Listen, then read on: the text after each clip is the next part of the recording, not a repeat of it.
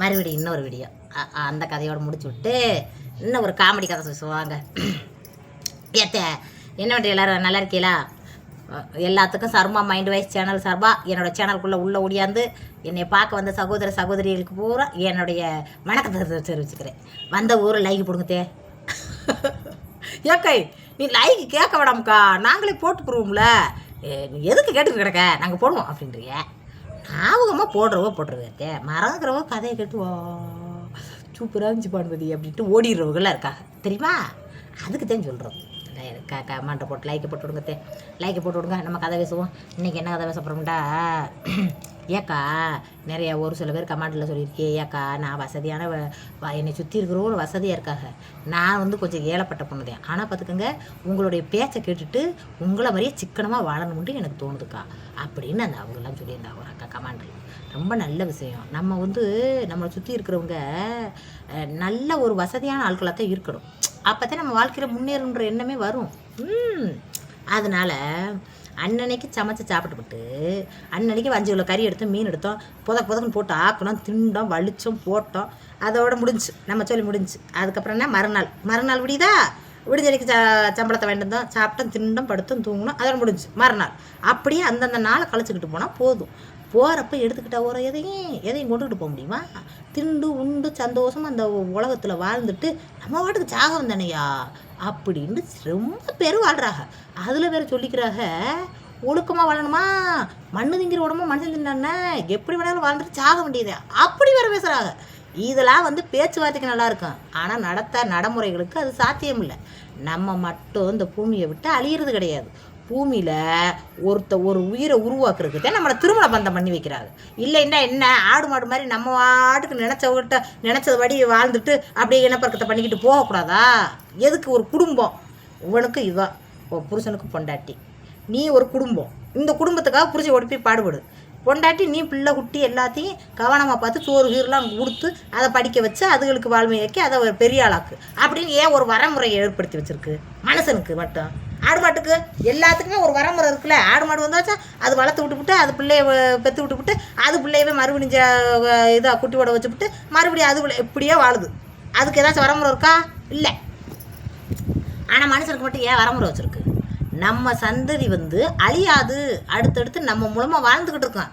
இன்றைக்கி சொல்கிறாங்க என்னைய, தாடி சாமினாதே செத்து போயிட்டோம்டா நினைக்கிறோம், இந்த சாமினாதே மக உருவத்தில் எப்படி பேசிக்கிட்டு பற்றியத்தா, அப்படியே அண்ணன் மாதிரியே இருக்கத்தே அப்படின்னு பேசுகிறாங்க ஊரில். அப்போ எங்கள் அப்பா செத்தா போயிட்டாரு, எப்படி சாவார்? இந்த சாமினாதத்தை ஞாபகப்படுத்துறதில்ல. இந்த இன்னார் சொல்கிறாங்கல்ல, சாமினாதை எங்கேன்னு இருக்கத்தா அப்படி சொல்கிறாங்கல்ல. அப்போ எங்கள் அப்பா வாழ்கிறாரு. அப்போ நம்ம பிள்ளைய வாழ்கிறதுக்காக நம்ம அதுகளுக்கு சேர்த்து வைக்கணுமா வேணாமா சொல்லுங்க? அதுகளுக்கு சேர்த்து வைக்கணும் கண்டிப்பாக. நம்மளே திண்டு உண்டு அதை அழிச்சிட்டு போகணும்னு நினைக்கக்கூடாது. நான்லாம் அப்படித்தான் நினைப்பேன். நம்மளுடைய சம்பாத்தியம் நேர்வழியில் இருக்கணும், என்ன நியாயமான முறையில் இருக்கணும், யாரையும் ஏமாத்துறதா இருக்கக்கூடாது, நம்மளுடைய உழைப்பு போட்டதாக இருக்கணும். இப்போ யூடியூப்லேயுமே நீங்கள் வந்து நினைக்கலாம், இது வந்து உங்களுக்கு ஈஸியான இது தானே, இதில் வர காசு நீங்கள் என்ன உழைக்கிறீன்னு. நான் ஒரு அரை மணி நேரத்தை ஒதுக்கி உங்ககிட்ட உட்காந்து பேசிக்கிட்டு இருக்கேன்ல, அது வந்து என்னோடய உழைப்பு, என்னுடைய பேச்சு. நான் வாயை திறந்து பேசினா தானே உங்களுக்கு அது பிடிக்குது. நான் சும்மா குருன்னு பார்த்து உங்கள்கிட்ட சம்பாதிக்க கிடையாது. என்னத்தை அப்படித்தான் ஒருத்தரும் ஒரு பெண்ணும் முன்னேற்றத்துக்காக யோசிக்கணும்த்தே. நம்ம வாட்டுக்கு சாப்பிட்டா நம்ம வாட்டுக்கு என்னத்தையும் நம்ம தலையில் விழுதுபடி வாழ்ந்துக்கிட்டு இருப்போம். அப்படி இருக்கக்கூடாது. யோசிக்கணும். யோசித்து ஒரு சின்ன நேரத்தை கூட கொஞ்சம் நேரத்தை கூட நம்ம அதை வந்து ஏதாச்சும் பிரயோஜனம் ஆக்கிட முடியுமா அப்படி யோசிக்கணும். நானும் அப்படி யோசனை பண்ணிட்டேன். வடை எனக்கு எந்த காலத்தில் ஓட்டம்ன்றிய? எங்கள் அப்பாரு வடை ஓட்டதில்லை, எங்கள் அம்மா வடை ஓட்டதில்லை, எங்கள் அம்மாச்சி வடை ஓட்டதில்லை, யாருமே எங்கள் வீட்டுகளில் தொழில்னு ஒருத்தவங்களுக்கு பண்ணதில்லை. காட்டு வேலையை பார்ப்போம், இது விவசாயத்தை பார்ப்போம். எங்கள் வீட்டு நிலத்தில் வந்து அடுத்த ஆளுகளை கூப்பிட்டு வந்து வேலை பார்க்க விடுவோம். அவங்க வீட்டு நிலத்துக்கு போய் நாங்கள் வேலை பார்த்து அதை கழிச்சு விட்ருவோம். சம்பளம் கூட கொடுக்க மாட்டாங்க, சம்பளத்துக்கு கூட போக மாட்டோம். இப்போ எங்கள் வீட்டில் வந்து 4 நாளைக்கு நட்டான்னு வச்சுங்க, நான் போய் இன்னொருத்தருக்கு 4 நாளைக்கு நட்டேன்டா, ஏன் வீட்டு நடுகைக்கு அவங்களும் அதே 4 நாளைக்கு வந்து நட்டு கழிச்சு விட்டு போவேன். இதே மாதிரி தான் இருந்துக்கிட்டு இருந்துச்சு ஊர்கள் காட்டு தறி. அப்படி இருக்கிறப்ப நான் மட்டும் எப்படி வடக்கடை ஓட்டேன்? யூடியூப்பில் இந்த இணையதளம்ன்றது பல நல்ல வழிகளை கற்றுக்கிறதுக்கு இருக்குது, பல வாக்கில் கெட்டதில் போகிறதுக்கும் வழி இருக்குது. அது நம்ம யோசிக்கிற திறனை பொறுத்ததே இருக்குது.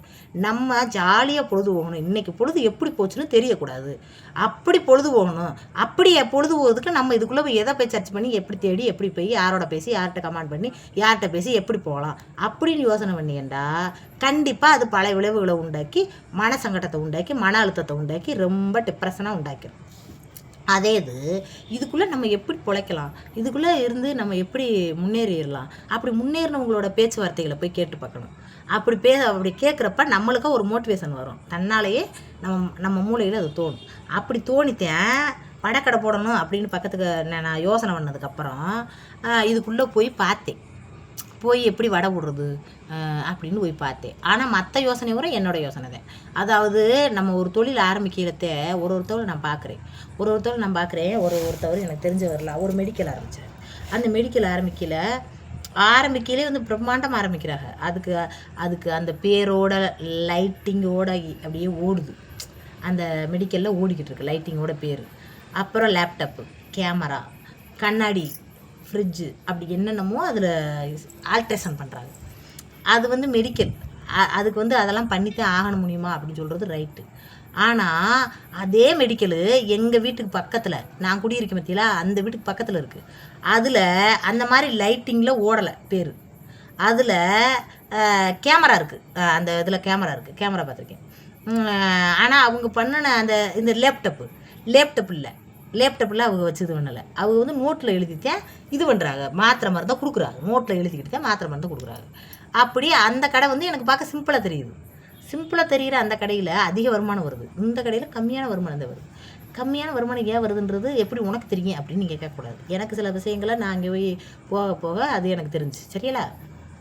அந்த மாதிரி நம்ம முதல்ல கொட்டிட்டு அந்த தொழிலேருந்து அதிக லாபம் வந்துடும் அப்படின்னு எதிர்பார்த்து உட்காந்துக்கிட்டு இருந்தோம்னா முதலீடு போட்டு அதில் ஒரு வருமானமும் வரலைண்டா போட்ட முதலீடு பூரா வேஸ்ட்டாக போயிடும். அதுக்கப்புறம் நம்ம கடனாளி ஆகிட்டா அதுலேருந்து மீள்றது ரொம்ப கஷ்டமாயிடும். அதனால தான் நான் யோசனை பண்ணி வாடகைக்கு வண்டி எடுத்தேன் சரிங்களா. வாடகைக்கு வண்டி எடுத்தோம்டா ஓடுதா ஓடலையான்னு தெரிஞ்சு போயிடும், ஊரில் ஓடலன்னு தெரிஞ்சு போயிடும். அதுக்கப்புறம் நம்ம பிஸ்னஸை பெருசாக்கிடலாம், நல்லா ஓடிடுச்சுடா என்ன அப்படி அந்த யோசனை மட்டும் யோசனை. நம்ம வீட்டுக்கார்ட்ட போய் நானுங்க வியாபாரமாக்க போகிறேன் கொஞ்சம் பணம் கொடுங்கன்னு கேட்டோம்னு வச்சுக்கோங்க, வீட்டில் பிள்ளைய பார்த்துக்கிட்டு இருப்போதும் நீங்களாம் வியாபாரத்தை பார்த்து அப்படி இது பண்ணிடுவேன்.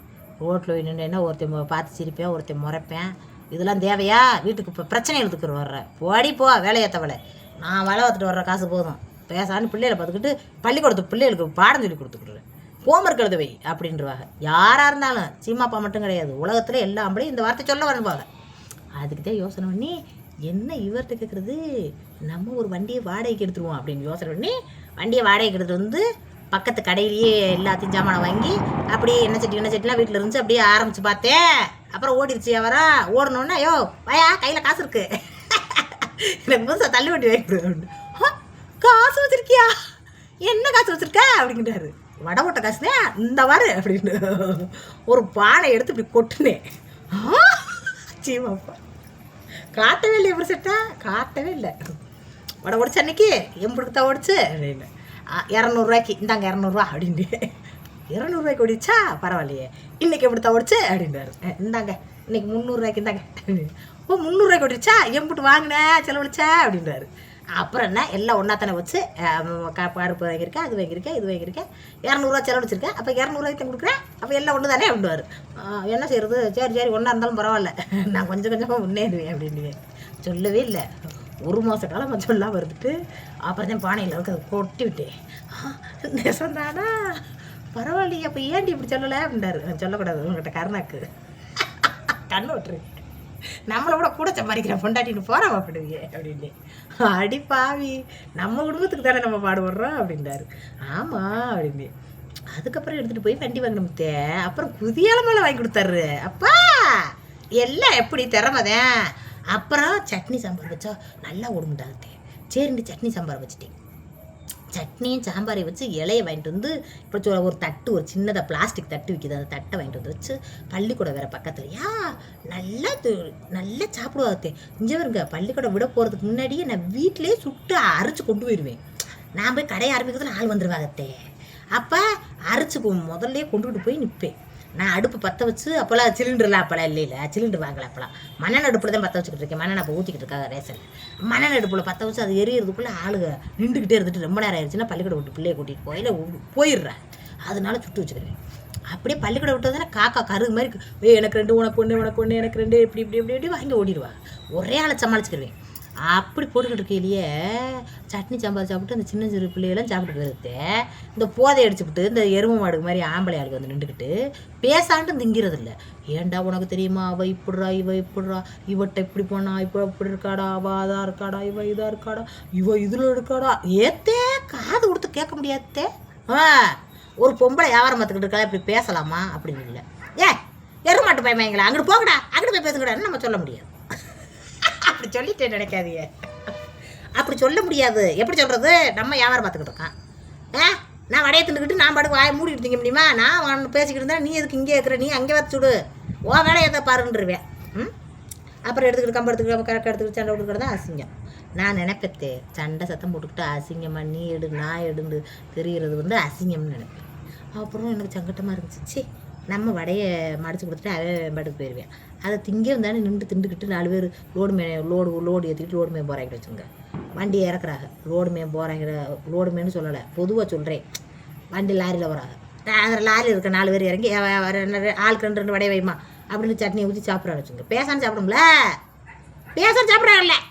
ஏதோ ஒரு பொம்பளை பேசுனாலும் நம்மளுக்கு அச்சமாக இருக்குல்ல இங்கே கேட்குறவங்களுக்கு. யோசனை பண்ணி பார்த்தேன், இது அதுக்கு சட்னி இருக்கு வந்தானே நின்று திங்கிறோம்னு திங்கிறாங்க, நின்று திங்கி உட்காந்து திங்க வந்தானே அதை பற்றி பேசுகிறாங்க. அது நம்ம காதில் இவ்வளோ இருக்க நம்ம கொச்சையாக நம்மளுக்கு தெரியுது, அது அசிங்கமாக தெரியுது அப்படின்னு யோசனை பண்ணித்தேன். சரி, பணம் சம்பாத்தியம்ன்றது முக்கியம்தான், ஆனால் நம்மளுக்கு மான மரியாதை அதை விட முக்கியம் அப்படின்னு யோசனை பண்ணி தத்தேன். சட்னி சாம்பாரை நிப்பாட்டிட்டு யாராக இருந்தாலும் இங்கே நின்று சாப்பிடக்கூடாது, தண்ணி கூட வச்சுக்க மாட்டேன். என் கடையில் தண்ணி கூட வச்சுக்கிற மாட்டேன். அவசரமாக யாராவது கேட்டால் வாட்டர் கேனில் தான் இந்தாண்டு கொடுப்பேன். ஏன்டு எனக்கு ஆனை நின்று திண்டுருவாண்டு, அந்த இருப்பாரு டீ கடை, அங்கே போக தண்ணி குடிக்கேண்டுவேன். உன் கடையில் வடையை தின்ட்டு அங்கே போய்ட்டு தண்ணி குடிக்குவேன். இங்கே வடை திங்கிறதுக்கே இல்லையே, மடிச்சுட்டே கொடுத்து விடுவேன். எல்லாரும் வீட்டுக்கு தான் வாங்கிட்டு போவாங்க. நீங்கள் நின்று திண்டு அதுக்கு நான் செய்கிறது, யாரோ ஒருத்ததான் நின்று திங்கிறீங்க, அங்கே போய் டீ கடையில் குடிங்க, இம்பிட்டு டீயை தண்ணி கொடுப்பாரு. ஏனே டீ கடைக்காரனே தண்ணி கொடுக்குறேன் அப்படின்ட்டுவேன். சேர்த்தாண்டுவார் அவர். அது மாதிரி சொல்லி விட்ருவீங்க.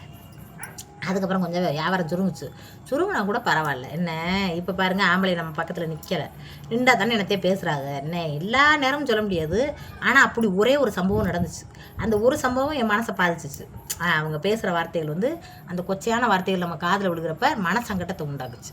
அந்த மனசங்கட்டம் நமக்கு தேவையில்லைன்னு அப்படியே நிப்பாட்டிட்டு வடையை மடித்து மட்டும் கொடுத்து அனுப்பி விட்றோம். அது நல்ல ஏரியாவை காட்டினேன் பார்த்தீங்களா, அதே ஏரியா. அந்த ஏரியாவில் நல்ல வசதியான பார்த்துங்க இருக்கிறது ஊரமே நல்ல வேலையில் இருக்கிற சனங்க. வெளியில் வந்து பேசாதுங்க. வடக்கடை நான் போட்டதுக்கப்புறம் தான் 50 பேர் என்கிட்ட நின்று பேசிட்டு போகுங்க. நல்லா பேசுறியக்கா, நல்ல மனசுக்கு சந்தோஷமாக இருக்குது எங்களுக்கு அப்படின்ட்டு நின்று பேசிட்டு அதிரசம் முறுக்குலாம் நல்ல சேல்ஸ் ஆச்சு பார்த்துங்க.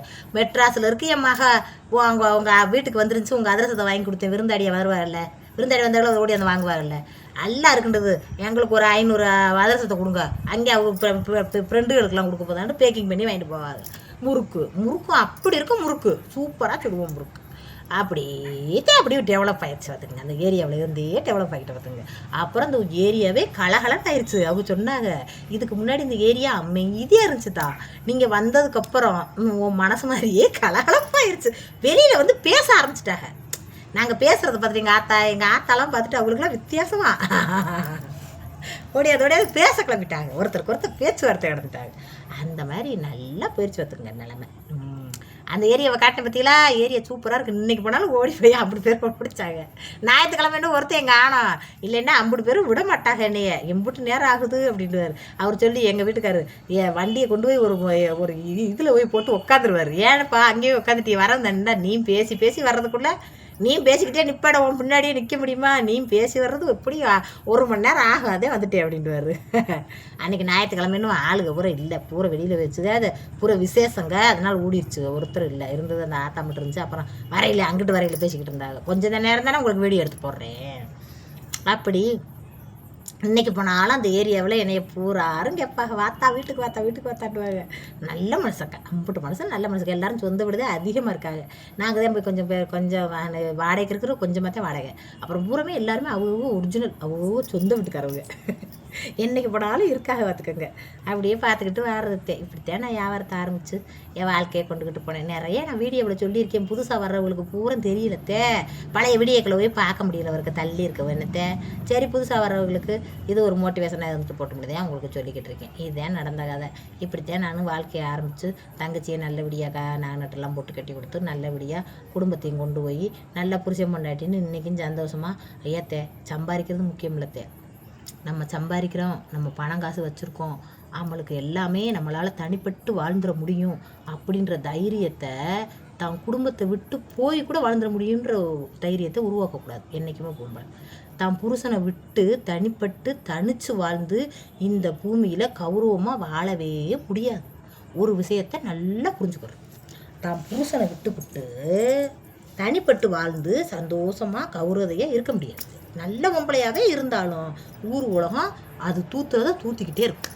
அதனால் நம்ம சம்பாரிச்சிட்டோம், நம்மளுக்கு நல்ல அதிக வருமானம் வருது. இப்போ கூட இதில் எனக்கு தெரிஞ்சவங்க எனக்கு சொந்தக்காரங்களும் சொல்லுவாங்க, நீ இதுலேயும் சம்பாதிக்கிற அங்கேயும் சம்பாதிக்கிற எல்லாம் சம்பாதிக்கிற, சீமானோட அதிகமாக தானே சம்பாதிக்க, அப்புறம் ஏன் சீமான் தான் ஓம்பச்சை கேட்குதுன்னு இருக்கேன். சீமான் பச்சை தான் நீங்கள் கேட்குதுன்ற, ஏன் ஓம்பச்சை கேட்காது சீமான் பண்ணுறான். அந்த மரியாதையை கொடுக்கணும். அப்போ தான் அவங்களுக்கு நம்ம பொண்டாட்டி எம்புடு பணம் சம்பாதிச்சாலும் நம்மளை நம்மளுக்குரிய மரியாதையை கொடுத்து நம்மளை மரியாதையாக நடத்துவா என்றைக்கும் அப்படின்ற தைரியத்தில் நம்மளை பார்க்குறதுக்கு அனுமதி கொடுப்பாங்க. நம்மளுக்கு ஒரு ஒத்துமையாக இருப்பாங்க. என்ன நான் சொல்கிறது, இல்லைன்னா வச்சுக்கோங்க, காசு பணம் சம்பாதிக்கும் பற்றியா நோக்கம் வேறு மாதிரி போகிறா, நம்ம குடும்பம் தான் முக்கியம், வேணாம் அப்படி அந்த சம்பாத்தியம் அப்படின்னு நிப்பாட்டுறதுக்கு பார்ப்பார். அதைத்தான் நான் யோசனை பண்ணுவேன். அப்படித்தான் என் வீட்டுக்கார்ட்ட இன்றைக்கி சம்பாதிச்சிட்டு வந்து இந்தாங்கண்ட ஒரு கையில் கொடுக்கறதோட ஒருத்தர் நைட்டி எடுக்கிறோம்னாலும் ஒருத்த தோடு வாங்கணும்னு ஒருத்தர் பொட்டு வாங்கணும்னாலும் 10 ரூபாய் கொடுக்கச்சிமா அப்படின்னு கேட்டு கொடுக்க மாட்டேன்னு சொல்ல போகிறதில்ல, வாங்கி வச்சுக்கிறேன். இப்படித்தான் குடும்பம் நடத்துகிறேன். அதேமாரி தான் இருக்கணும். எம்படி சம்பாதிச்சாலும் புருஷனுக்குரிய மரியாதையை நம்ம கொடுக்கணும். அதை கொடுக்கறதுக்கு நம்ம கொடுத்தோம்னா அவங்க நம்மளுக்கு திருப்பி அந்த மரியாதையை தருவாங்க, கண்டிப்பாக தருவாங்க. தரமாட்டான், நான் மரியாதை கொடுக்குறேன்க்கா அவன் எனக்கு தரமாட்டேன்னு சொல்கிறது தப்பு. நம்ம கொடுத்தோம்னா கண்டிப்பாக தருவாங்க அவங்க. இது என்னோட உணர்வு. சரிங்களா, ரொம்ப நேரம் ஆயிடுச்சா, சரி விடுங்க. ஒவ்வொரு நாளைக்கும் ஒவ்வொரு கதை. பழைய கதையே சொன்னேன்னு நினைக்காதீங்க. புதுசாக வந்தவங்களுக்கு இது மோட்டிவேஷனாக இருக்கும். அவங்க நல்லபடியாக தொழில்களை ஆரம்பித்து சின்னதாக இந்த வேலை தான் இல்லை, வட வேலை தான் இல்லை, என்ன உங்களால் முடியுமோ அந்த சின்ன தொழில் ஆரம்பித்து 10 ரூபா வருமானத்தை நீங்கள் வீட்டில் இருந்துக்கிட்டு பழக்கிட்டேன்டா நீங்கள் பெரிய சூப்பரான ஒரு பெண்மணி. வீட்டில் சாப்பிட பாத்திரங்களவோ பண்டங்களவோ பிள்ளைகளுக்கு குண்டி எழுவோ அதுகளுக்கு ட்ரெஸ்ஸை போட அதுகளுக்கு பாடம் சொல்லி கொடுக்குறோம், அது மட்டும்தான் வேலை கிடையாது. அதை விட நம்மளால் வீட்டில் இருந்துக்கிட்டே 5 10 சம்பாதிக்கலாம் அப்படின்றது என் கருத்துத்தேன். பிடிச்சிருந்தா லைக்கு ஹைப்பு அமுங்கப்பா போதும்.